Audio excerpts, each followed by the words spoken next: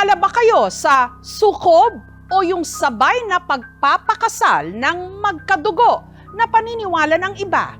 Malas. Mary Joy G.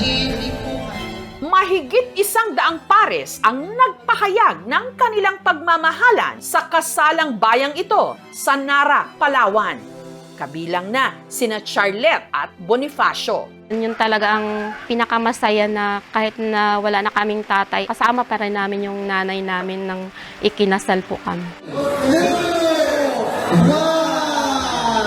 Pero matapos ang seremonya, ang bagong kasal tinamaan daw ng sunod-sunod na kamalasan. Yung pamangkin ko po, sabay yung nakatandang kapatid. Nagsuntukan sila. Kinuha ko po yung motor. Doon na po ako na-disgrasya. Nabutas yung dito niya. Tumama sa bato. May pumutok daw po na ugat sa ulo niya. Hirap na talaga siya. Nanginayang lang po ako kasi parang biglaan lang po kasi na wala na siya. Sunod-sunod po yung mga problema sa amin. Walang pahinga. Kasabay pala kasing ikinasal ni na Charlette at Bonifacio, hindi lang ang anak ni Charlette na si Charlie, pati na ang kapatid din ni Charlette na si JP. Bagay na bawal ayon sa pamahiin. Sa makatuwid, ang kanilang mga kasal, sukob. Kung alam ko lang yung sukob, hindi na sana ako magsabay ng pakasal sa mama ko at sa kapatid ko.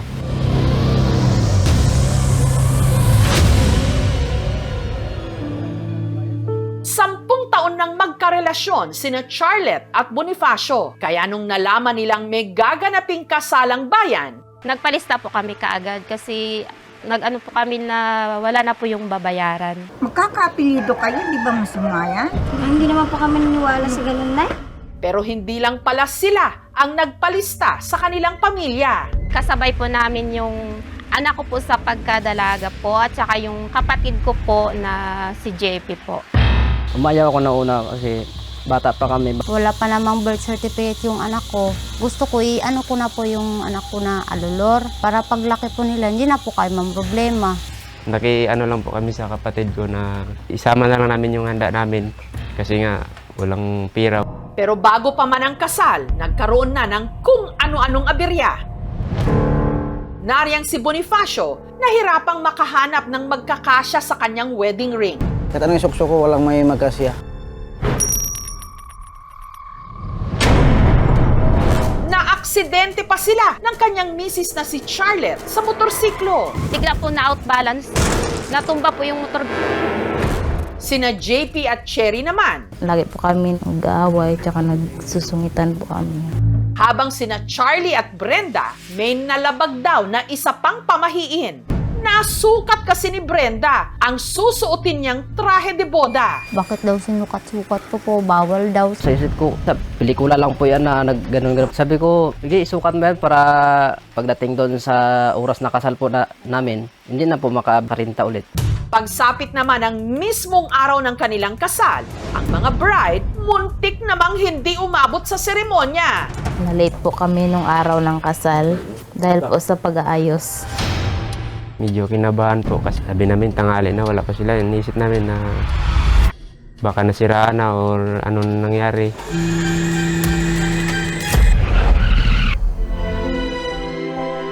Pero sa dinami-rami ng mga sabit, natuloy pa rin ang kanilang pag-iisang dibdib. Pero pagkatapos ng kasal, nagtuloy-tuloy daw ang hindi magagandang mga pangyayari. Sabi ko sa kanila, sukob yung kasal nyo. Mag-ingat lang po kayo bawat isa. Wala naman po yun sa amin na may mga ganun na pamahiin. Hindi po namin talaga alam yon. Sa kanilang pag-uwi, hindi kasiyahan ang sumalubong sa mga bagong kasal, kundi ang nag-aamok na kapatid ni Charlie. Yung kapatid ko po, pagdating ko po, niyaya po ako ng suntukan. Sabi ko, hindi po ako lalaban kasi lasing ka na. Dapat po basaya, nagpunta po sa magulong sitwasyon. Nung araw po ng kasal, iniwan ko po yung motor ko sa binyo. Kinabukasan, kinuha ko po yung motor. Habang nasa biyahe pa uwi, Doon na po ako na-disgrasya. Na wala po ako ng balance sa motor, bigla pong nagiwang-giwang. ang sugatang si Charlie nagawa pang makapaglakad pa uwi. Nung nakita ko po yung dugo sa ulo niya, grabing iyak ko. Nabutas yung dito niya, yung ulo niya tumama sa bato. Agad na siyang isinugod sa ospital. Malaki yan, kailangang itahi yan. Pero ang pinakamabigat na dagok ng kanilang pamilya, nangyari 4 na araw lang makalipas ang kanilang kasal. Nung ang ina ni na Charlotte na si Charito, inatake ng high blood. Sa kasalan po doon sa Nara, masaya sa doon. Puro pagdating po dito, para nakita ko po sa kanya na parang bigla po siya nang hina. Nakitan ko na lang po siya dito na masakit na ang ulo niya. Tapos po, wala na siyang pang ibaba, parang naiinitan na siya. Hirap na talaga siya. Kaya po, nagdesisyon po talaga ako na dalahin siya kaagad sa ospital. Matapos ang 4 na araw sa ospital, si Charito namatay.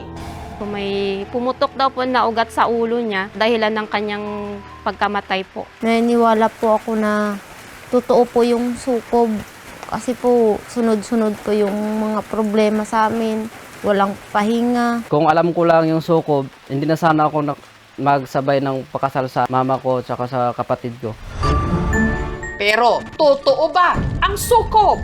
Lagi tayo naghahanap ng dahilan kung bakit nangyari ito. Kaya tayo ay pumupunta sa pamahiin para magbigyan ng kasagutan ang ating mga agam-agam. At kapag hindi nasagot kasi, wala tayong closure at walang ebidensya na nagpapatunay na may pamahiin nga na dapat sundin. Kung hindi, ay mamalasin ka. Ang magkapatid, o ilan man sila, kahit 10 sila, na ikasal sa iisang taon. Hindi pinapagbawal yon.